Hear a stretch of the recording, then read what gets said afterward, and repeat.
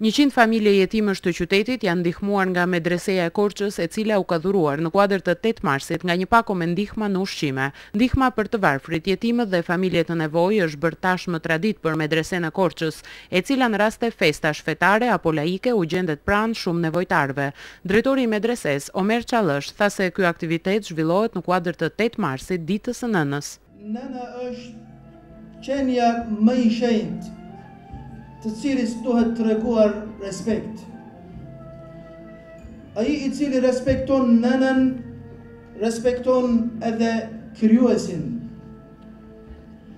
Jeta e nënës është mbushur me mundime, dhe për këtë profeti Muhammed a.s.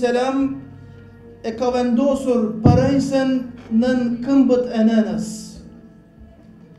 Duke qenë edhe fëmija i saj jetim, jeta e saj nënkëpton më shumë përpjekje. Jetimet janë emaneti i shoqërisë ku jetojnë. Në këtë ditë të veçantë, ne bashkë me shoqatën Compassion doam të bëhemi pjesë e 100 familjave jetime. Të gjithëve ju uroj në jetë të lumtur.